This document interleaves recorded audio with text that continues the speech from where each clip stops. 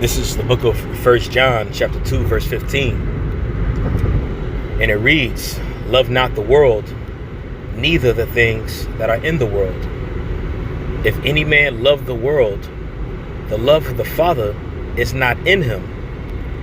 For all that is in the world, the lust of the flesh, and the lust of the eyes, and the pride of life, is not of the Father, but is of the world." Shalom.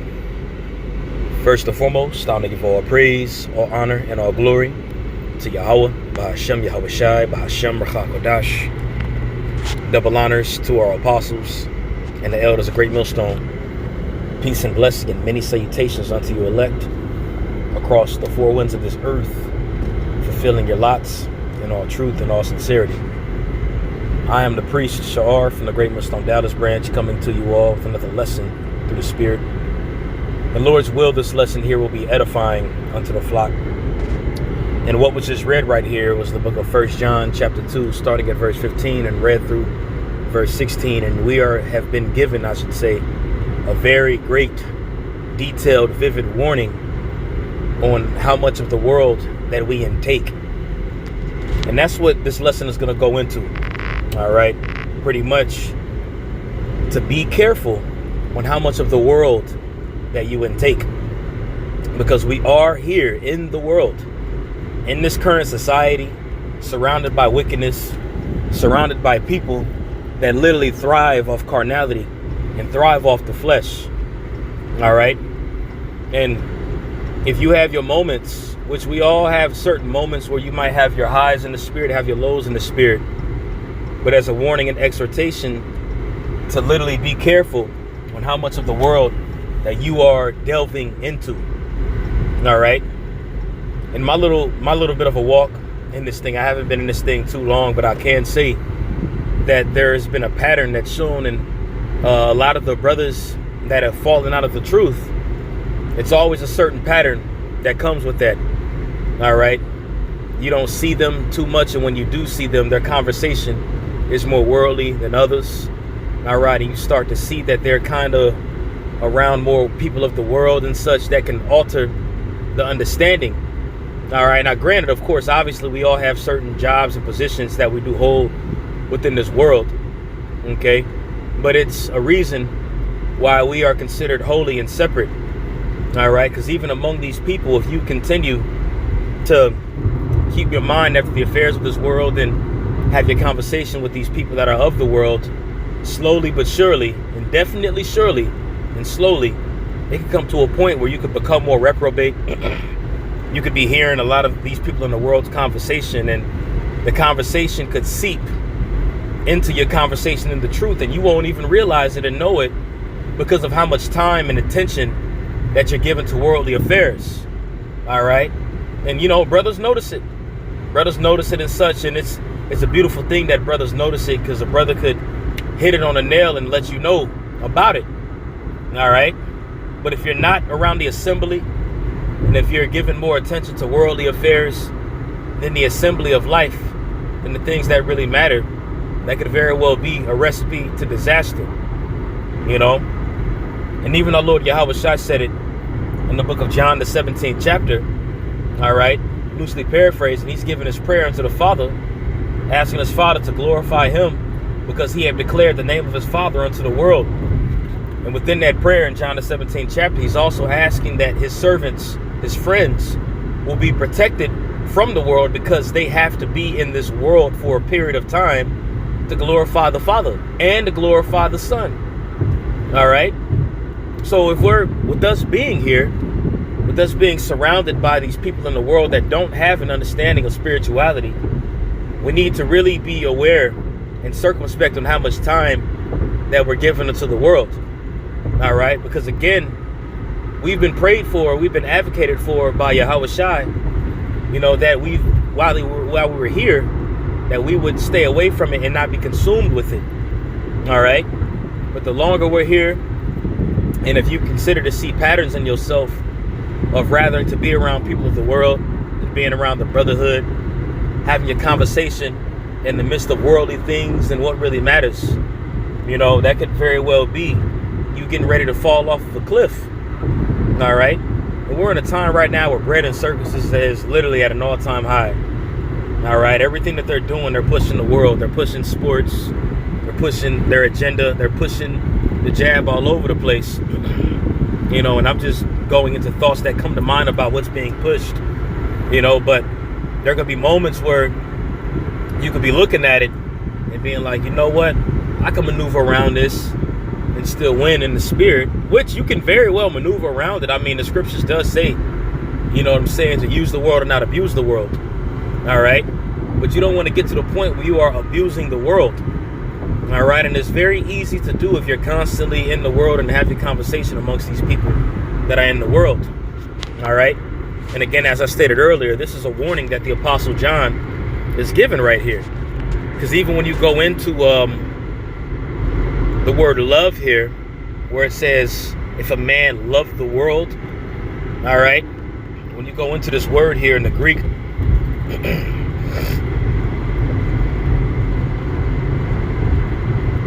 listen, trans, so bear with me one second, I'm just taking my time. That word is agapo, for love. And when you go into it, it says, of welcome to entertain, to be fond of, to love dearly. All right, so the thing that stands out, the word that stands out is to entertain. And when you go into the word entertain, it literally means to be drawn in. When you go into that word entertain, I believe in the Latin it's pronounced intratene, all right, or something of that sort. But it literally means to be drawn from one place to another, to be drawn in. All right, and when you look at this society, it's very easy to be drawn into it.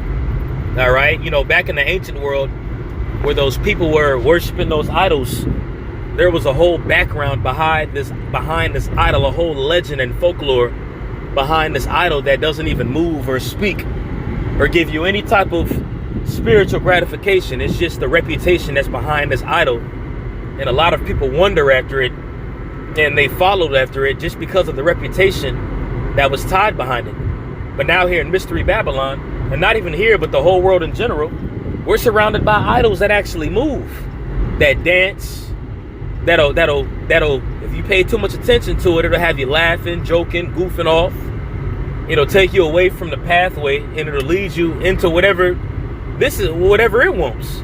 Even when you look at this agenda that's going on right now, when you look at the yab or the juice, this is turned into a full-fledged idol, and now there's an idea that's behind it to the point where if you don't serve this idol, you will die. You won't have a life. And you look at all these people that are here that are literally wandering after the beast and joining themselves unto this idol. And this is just a mere example out of many. All right. But what is taking place is people are being entertained by this idol right here. And not even just this idol, but plenty of idols that are out here. There's lessons that brothers have done. I've even done some lessons in the past going into it. Anything that you put a lot of time to can become an idol. All right. Your television can become an idol. The club can become an idol. Your woman can become an idol. Your cell phone can become an idol.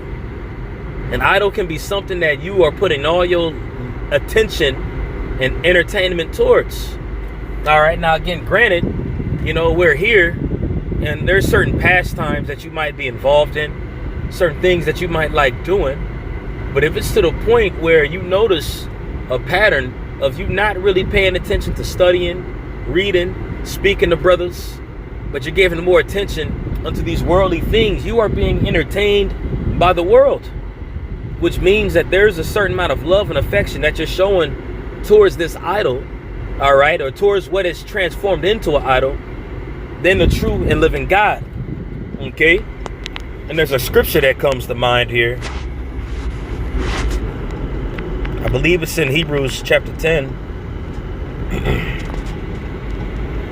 As I mentioned earlier, when you look at the certain individuals that had fell out the truth, you see a pattern. You see a pattern take place. And a pattern, or one of the parts of the pattern that you see, is a forsaking of the assembly. All right, and I'm trying to find it.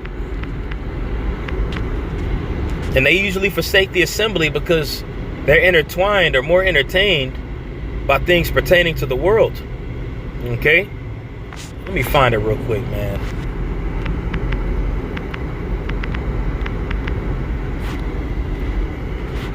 It's in Hebrews 10 and 25. Yeah, blue letters acting like he can't find it. This is the book of Hebrews chapter 10, verse 25. And it reads, I'm going to start at verse 24. And it says, and let us consider one to another, provoke unto love and to good works, not forsaking ourselves, not forsaking the assembly of ourselves together, as the manner of some is. And that's usually part of the pattern that you see when people tend to leave this knowledge and leave the truth. It starts with the forsaking of the assembly. All right, being outside of the assembly, not really talking as much. And I mean, you got certain brothers that might be more quiet than other ones.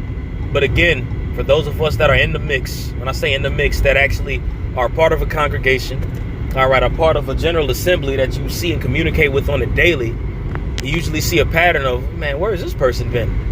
I hope this person's okay. They're not really watching the videos. They're not really tied to what's really happening. All right. Come to the point where brothers are doing all these videos. Watch out.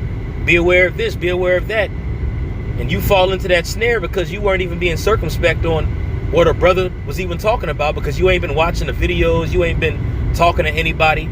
You tend to kind of just weasel your way in the truth. Now, I don't want to say slither, but weasel away in the truth. All right. Without really saying anything, in hopes that you're not going to be addressed about it or anything like that. And at the end of the day, if a brother don't address you, which that's usually how it works, a brother addressing you, the Lord will address you with it. And it's better off a brother addressing you before the Lord personally addressing you with it. All right? Because the Lord can bring terror and dread unto you, all right, into a way that you might even think you're going to lose your life if you don't take heed to the words that a brother's saying or the words that the Lord is speaking through these brothers. Okay? But it says in Hebrews 10 and 25, not forsaking the assembly of ourselves together, as the manner of some is, but exhorting one another, and so much more as you see the day approaching. So we should be more in the mix than ever. And again, I'm not saying, if you're not really a talkative person like that, I'm not saying just talk all the time, whatever the case is. All right, but if you see yourself drifting away from the normal pattern that you're used to, be aware of that. Especially if you're drifting away from the normal pattern that you're used to, but drifting towards the world and worldly things just as an escape route or as an avenue. Hold on one sec. I'm entering into my job. Hold on one sec.